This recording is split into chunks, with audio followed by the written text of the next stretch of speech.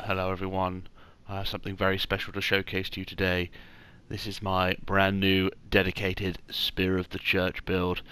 I was really inspired by Iamomish's last few videos where he showed off his dedicated Spear of the Church build. It set a fire within me and I wanted to go and make one of my own. I'd never done a dedicated spear build. I've mucked around with the Covenant before, equipping it passively to my other PvP builds, but I've never made a build centered around it. And I think I have perfected the Spirit of the Church build. I have made the memeiest, most filthy build for this Covenant, and I have been having an absolute flipping blast with it. So, let me run you through what I've done. Many of you guys I will have seen. I did a couple of streams at the start of the week. At the start of the weekend, where I started making this build, and I went over the sort of what I wanted and what I envisioned the build to be. I've mucked around in Soul's Plan of bloody ages trying to find things that worked, and I think I've got the build exactly the way I want it now. So let me show you what I'm running. So this is a Soul Level 90 build. It's heavy on the faith because I wanted to use the Blessed Infusions because I wanted to stack as much regen as was physically possible to make the memeiest spear build ever. And I've learned a lot about Blessed Infusions over these last few days. They are good on 3 weapons. Count them, 3 weapons. Well, they're good on 3 offensive weapons. They're good on, shields and stuff for giving you passive regen.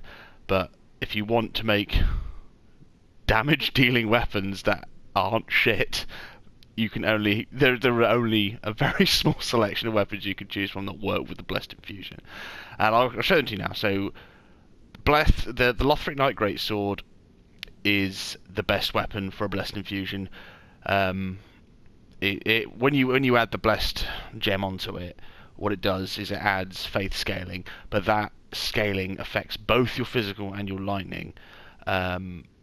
So you'll see a theme with the weapons that the Blessed Gem affects, and it's all weapons that have innate lightning damage. So the only weapons you can use on this build and still have decent damage and the regen is the Lothric Knight Greatsword, the Dragon Slayer Axe, and the Drakeblood Greatsword. Because they all have innate lightning damage, they are affected by the faith scaling and physical scaling from the Blessed Gem. So that makes them good. Everything else is either mediocre or absolute awful. Oddly enough, the Winged Spear gets an S scaling in Faith when you add the Blessed Gem, so it makes it okay. You get about 339, I think that's one-handed, and 355 two-handed, which, is okay. I've never found a use for it, in all honesty, but there it is. Sorry, there we go. And I've got Filianor's Chime for the passive regen. I know Amish he was talking about in his spear build video that he eschewed the Filianor Chime for something with Unfaltering Prayer in order to cast. I didn't think that was entirely necessary because of the standing poise that you're given, especially when fighting multiple opponents. You don't need to. I don't feel like I needed to worry about using the Unfaltering Prayer weapon art in order to get my casts off, because the miracles that I've attuned are both quite fast casting. So if someone's gonna rock up on you whilst you're casting your regen spells or your heal spells and stuff, they're not gonna be able to get too many hits in before the end of the cast is done, and your standing poise will generally take care of it, from what I've found at least anyway.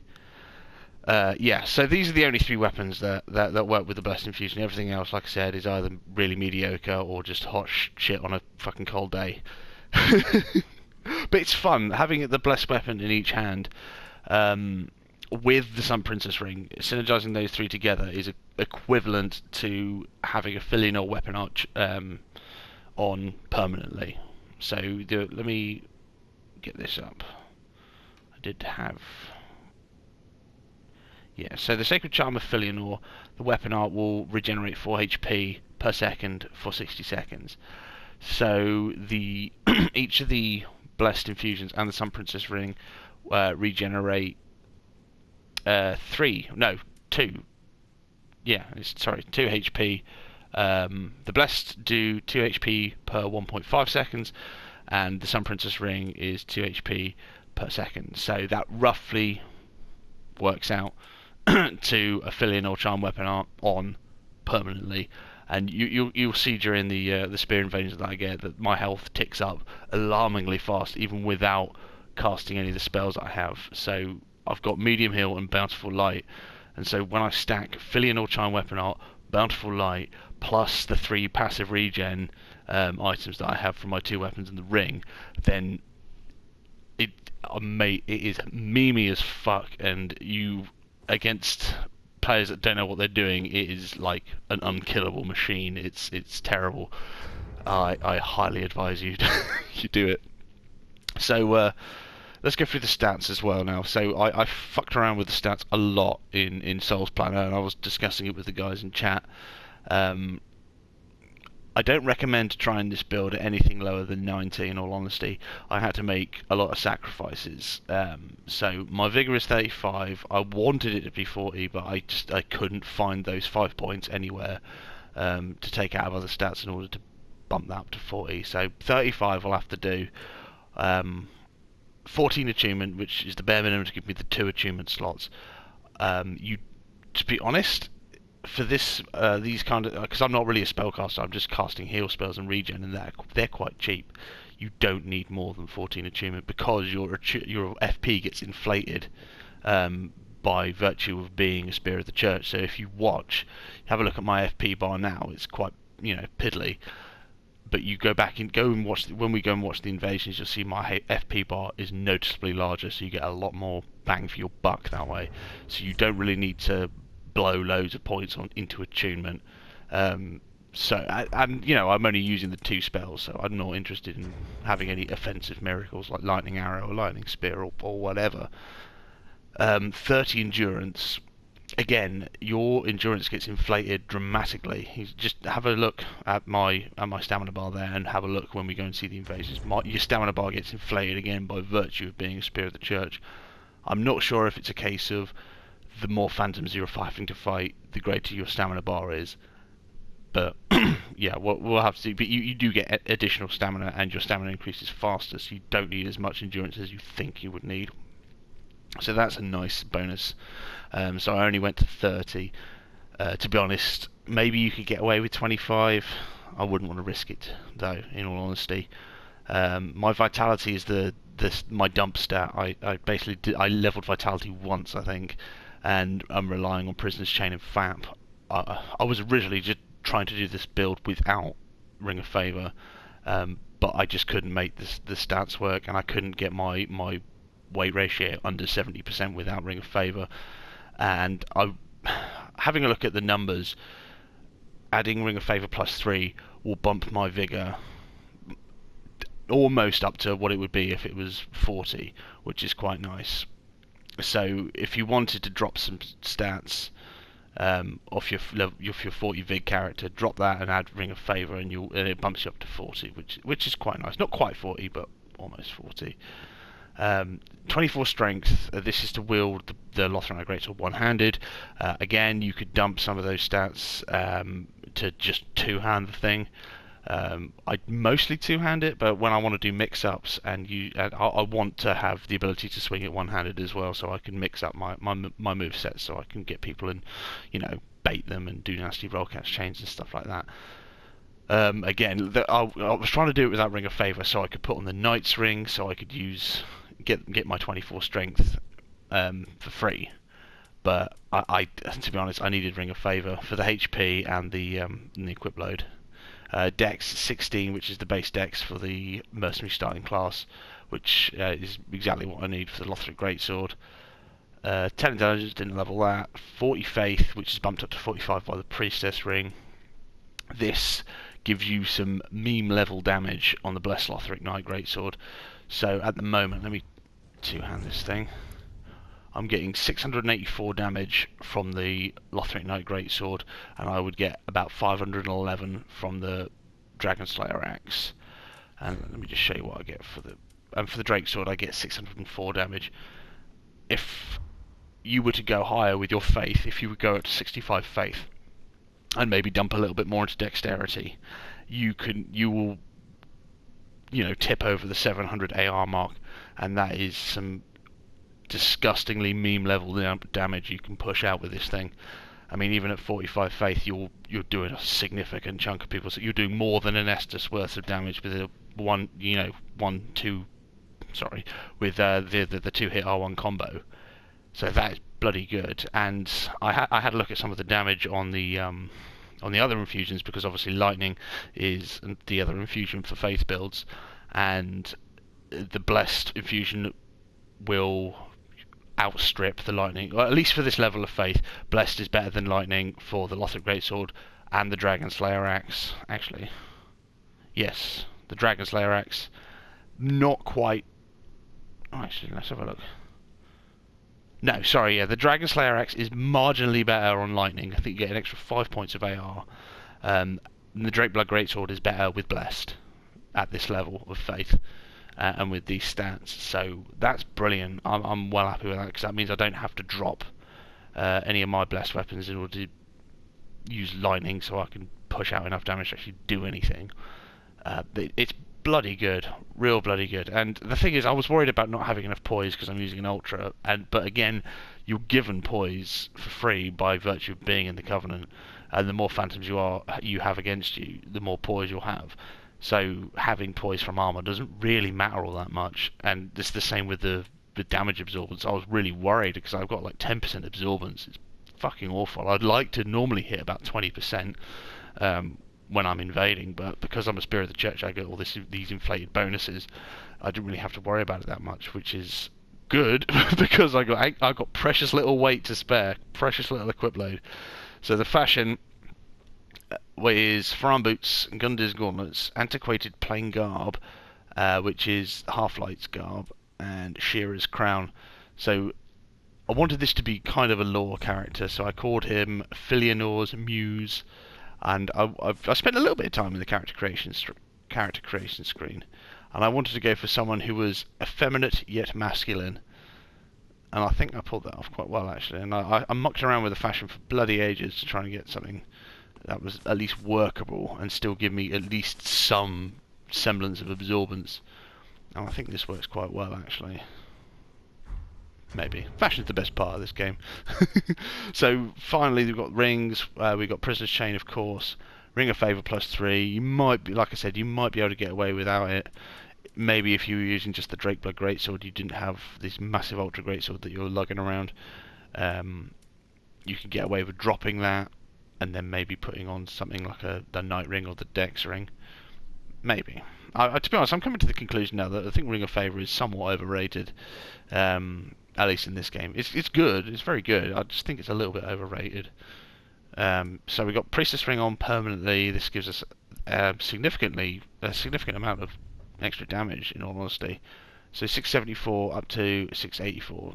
Alright, well, only maybe another 10 AR, but still, 10 AR. That's not to be sneezed at. And I've got Sun Princess Ring on permanently, because this is like the gimmick of the build. So we've got the 3 stacks of passive regen, plus medium heal and bountiful light. Bloody fun build, bloody excellent. I mean, thank you to I Am Amish for inspiring me to make this. I hope you're enjoying the invasions. We'll have a little chat about what I think about the Covenant and what I think about the build. So let's go and have a watch, shall we? So this was the very first Spirit of the Church fight I got after getting the Covenant. I was taken quite by surprise. I got a fair amount of activity. I've only been doing this. I've only had the Covenant for about a day now. It took me fucking ages to kill Medea. That little cunt just would not die. That was the hardest part of doing this build, honestly, because I've only ever killed him like once or twice when I first got the DLC and stuff, and when I've gone to create new characters since then, I've never bothered because I've never needed anything from him, so I've never done it. But yeah, going back and doing Medea, it was a pain in the arse. The only thing I can recommend is fuck going for the head, just go for the tail and use a big dick swinging ultra with fucking million AR. The only way he can get through his defences. So yeah, that was my very first fight, and that was just sort of like, oh cool, I can beat up on a solo host. That's all very well and good. But that's the thing about this build is, I want to say I think it is overpowered. In all honesty, against PvE guys, just regular co-opers, this build kicks so much ass. If you're up against a big party of PvEers, you will fucking wreck shit up, and you almost become unkillable, because you can stack so much regen and just reaction roll everything. They do no damage to you. It's just fucking insane. The hardest fights I had, and the ones that kicked my ass the most, were the people where it was just two good players, and because there's only two of them, you don't get a significant bonus to your defenses and to your poison stuff. So if they were playing passive enough and doing enough damage, then they absolutely destroyed me, and my regen did absolutely nothing. Fortunately, that only really happened a couple of times. I'm not trying to brag, but the majority, pretty much 99% of the spear fights I had, I absolutely waltzed through. In all honesty, it was quite impressive. So the orbs that you can see that spawn are an absolute god. They can be a bit of a pain in the arse sometimes. They can break people out of a 2-hit on one combo, which when you've got a high damaging weapon like the Ultra, you want to get that combo off.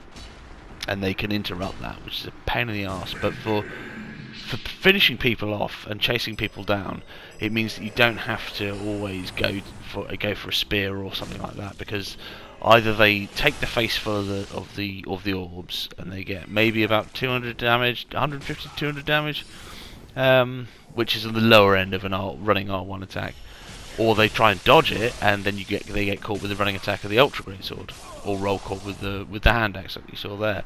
It's brilliant. The From Software put a lot of effort into this Covenant in order to, I want to say, balanced and fair. You know what it's sort of, to give the spear a fighting chance. If you get summoned in and someone's reaction rolling you and just being a general knob about it, in an invasion, the only thing you can do is swap to a faster chase down weapon. But in this, because of the orbs, but you know, you get guardians summoned in to help you. Bloody good, I say.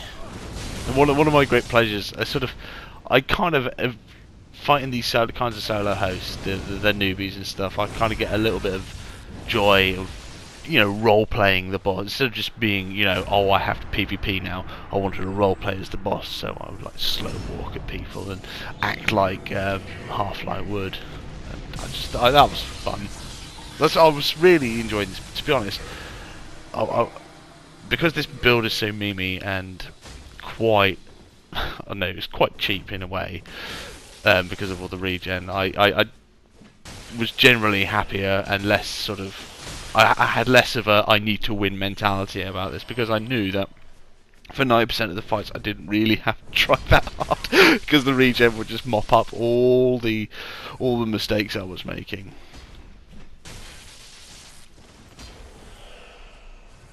Yeah, you know, I was going to do another hand-axe build, but then I thought, fucking hell, I do like all my builds are hand-axe Mokalate clone builds, so you know, and the damage I'd get from a blessed hand-axe would be piss poor. So having the offhand Dragon Slayer axe, not a bad roll catcher in all honesty. You can't do it as reliably as the hand-axe, and I don't think you can reaction roll catch people as much. But for people who are panic rolling, it's bloody good. Good mix up, and having standing poise on the axes is always good.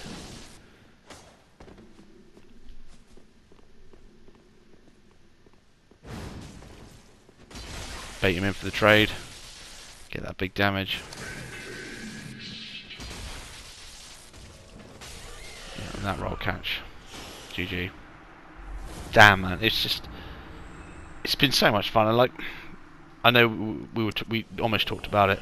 The ones where you're fighting multiple people are generally the easiest ones, because as long as you can take out one of them, or even two of them, then you become an unstoppable killing machine. You see the host there, he didn't do anything to help his friends that entire time. He was sitting back and letting his password summon over level phantoms fight the Guardian and fight me, and then he really realises that I'm shitting all over his guys. He's like, oh yeah, I'll come in with, yeah, parry, nice parry, mate. And that I can ride the momentum on that and just chase down that phantom, sorry, and the orbs doing the job, doing the fucking putting their work in, roll catching. I've been trying to remember to use that spear fragment as well. That's incredibly useful. I generally try and oh, look at that parry. And look at the damage from 1R1. It's pathetic. Now his two phantoms are dead. Yeah, I generally try to open the fight with the spear fragment, because sometimes the Guardian is still alive, and if I can get a fragment over there to protect him, having that guy alive is a valuable ally. Again, there you go. Orbs putting in work. Fucking brilliant. Oh, this poor guy. So sometimes you don't even have to try. So one spear fragment, slow walk.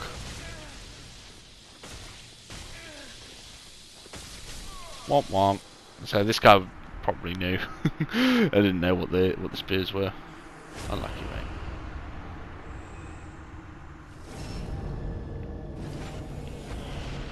So this was quite a close one actually, and it feeds into what I said before. The 2v1s are often the hardest, especially if at least one of them is vaguely competent, because they'll be able to push out enough damage to fuck you up, and still, you know, have that ganker mentality about them.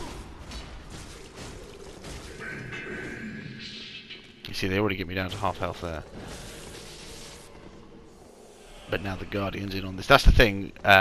Oftentimes it may be advantageous to let them get you down to half health in order to get the second Guardian in, just to distract one of the players.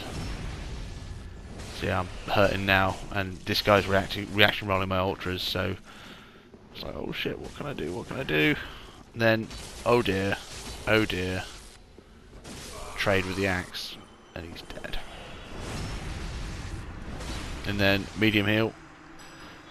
Do you know what? I'm quite happy with medium heal, in all honesty. I think you get about half your health back, maybe 2/3 of the push. No, I think that's plenty. Soothing Sunlight, I think, is a bit overkill, in all honesty. Medium heal is plenty, given the extra regen is going to pick up the rest of the slack. Or get shivved, son. Get fucking shivved.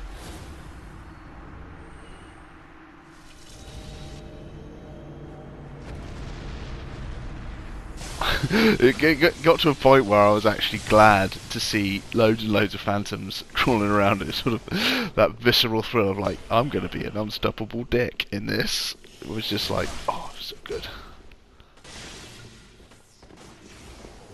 And the wonderful thing is that like, once you kill the phantoms and it's just you and the host, there ain't no bonfire you'll run into, mate. You're here now. You're fucking stuck in this cage with me. I'm not stuck in here with you. You're in here with me. And watching them sort of panic and not know what to do. The unfortunate thing about invasions is that the host will always know what to do when his phantoms are dead, and that's run back to the bonfire and spam roll. But because there's no bonfire for him to go to, there's only so many rolls he can spam before eventually either me or the orbs are going to catch him and do fuckloads of damage to him. And that's just hilarious, because you'll see people, and they're quite clearly people who enjoy co-op and, you know, ganking, because they'd be quite good at it. But when they got nowhere to go, it's just like, oh dear mate, what's happening now? No bonfire for you. So when the Guardian spawns in, I've taken a leaf out of Omish's book and just try and protect the Guardian at all costs. Not only for him to heal me, but to just keep one of them distracted. You see there, he was busy swinging on the Guardian, so he got a face full of Ultra Greatsword. And now, oh look, I'm at full health again. Womp womp, and you're one phantom down. As you see, I didn't notice that, he gave me a little clap there, so yeah, well, I imagine this build probably generated a fair amount of salt. I mean, it's, you know, it's not original by any accounts, like, you know, having a regen build on Spear of the Church is nothing new, but this level of regen is just, it's unprecedented. See, again, in this instance, it might have been advantageous for me to swap the spear to get that last hit in, but because of the orbs and the pressure I was able to put onto him with the axe, didn't really need to.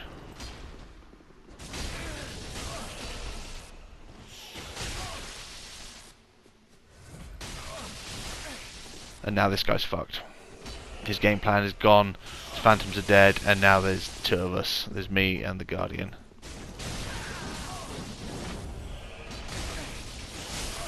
And in those situations, in all honesty, there's very little you can do, because the spear has been buffed to such a ridiculous degree that you might as well just lay down and die, to be honest. Start again, your game plan's fucked.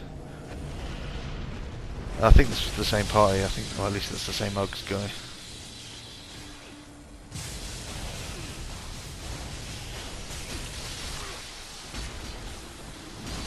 Oh, having that standing poise is great.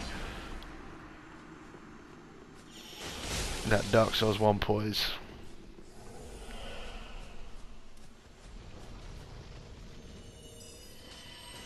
Yeah, they give me if you give the spear too much room, you can get that fill-in or weapon art off fucking quick, and that's effectively doubled my regen from something already quite ridiculous to something even more ridiculous. In thinking about it, I don't think I really need Bountiful Light on this at all.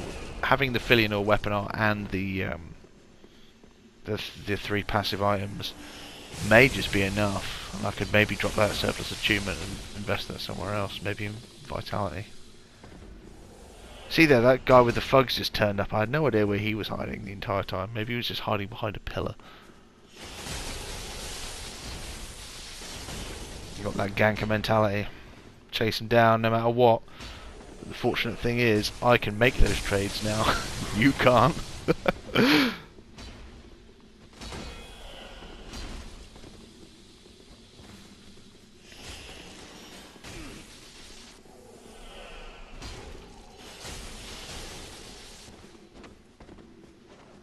So it's just a case, in these situations, these are clearly all PvE players, it's just a case of making turn and burns and taking those trades, because I got the HP and the absorbance to do that, they got nothing. Using that spear fragment comes in clutch sometimes, getting that, you get a little bit of extra poise, and when they rush in, and they just get caught in that AoE, it's brilliant. Look at them just trying to chase me down. They got that gank mentality. They think, yeah, let's just run down the invader like a fucking steamroller. Cannot do that in this fight. Not with this build. Doesn't work.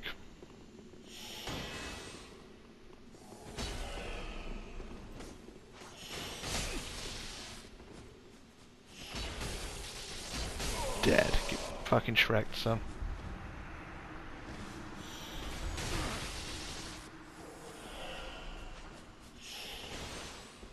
I think this was probably one of the best fights I had as a spear, and now it's just the two of them. I mean, this white could be the greatest fucking duelist in the world, but because of all the absorbance and poise I've had, and look, I'm literally at full health now.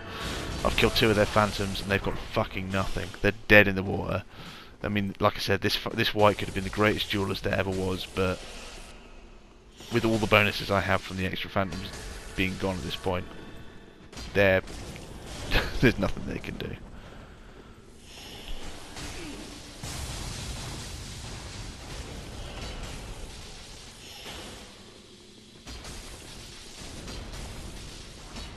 You see, they're playing a lot more passive now, and that's a good. Well, it's a good and a bad strategy for fighting this, because if you're playing too passive, then the regen's going to rack up, and all your damage has meant nothing. But if you're too aggressive, then you'll get the big damage from the ultra. It's one of the nice little things about this build. It's like you can't play passively, but you can't play too aggressively either. That's what makes people panic.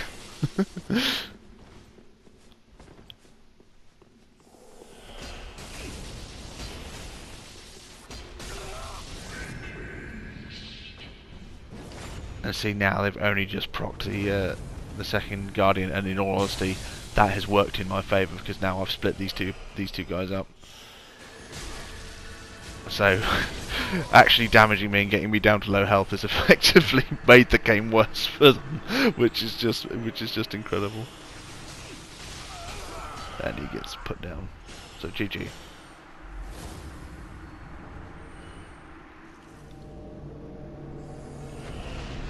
And it was only a matter of time before we found a pair of Ring Knight Ultra Pair Greatswords. And you see now, because there's only the two of them, the damage they're doing is actually fairly respectable. Still nerfed, again, because by virtue of me being a spear, but it's high enough that I have to worry about it. I can't just shrug it off. And you see they've already procced the second Guardian now. Or his orbs putting work some. So that was fortunate for me that I was able to take him out quickly. So that means I can just completely focus on Meme Sword guy. And oh look, I'm at full health again. Whoops.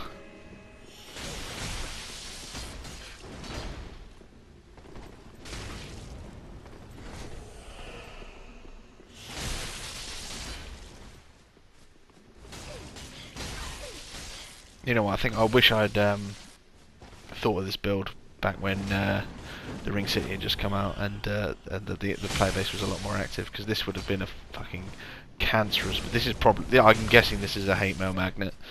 I haven't got any yet, obviously, but I imagine this would be a hate mail magnet for salty players. And to be honest, I would hate fighting this. This is absolutely disgusting. Like, I would take a passive fucking straight sword turtle to fight every time over this for a spear fight. Because like I said, you can't be passive and you can't be aggressive, because both you get punished for both of those.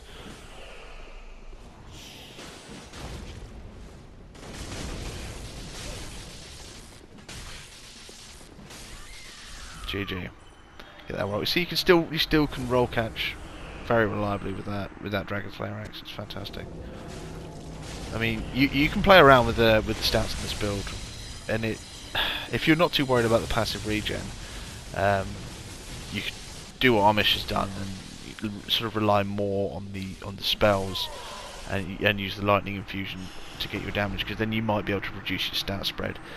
Because of the Lothric Ultra Greatsword requiring 25 strength in order to one-hand it, you get a significant amount of stat spread, which really means you have to make sacrifices in other areas, which is why I've got such low vit, and my vigour isn't as high as I want it to be. You could probably get away with doing this build at higher levels. Like I said, I don't recommend doing this any lower, because then you really have to start making sacrifices in other stat areas in order to keep damage up. I mean, you may be able to get away with 40 faith at this level. Maybe. You could probably do a soul level 80 build. But like I said, I wouldn't recommend it. If you were doing 120, 125, absolutely you can dump more loads into faith, and you can finally start pumping your vit and vigor. That would be quite cool.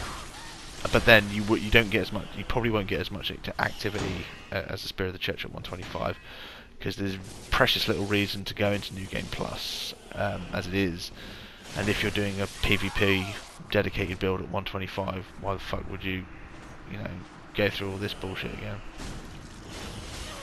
See, the poor PvE host has no idea what he's doing. Taken in off the street by all those phantoms, and given Ornstein's armor because he couldn't beat Nameless King. I'm assuming.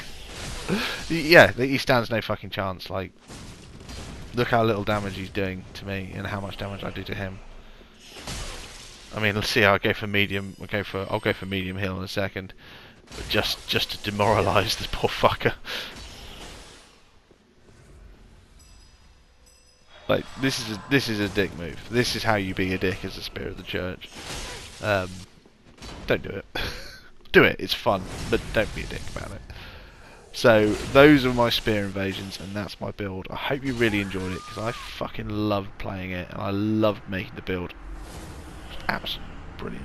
So I'll see you later.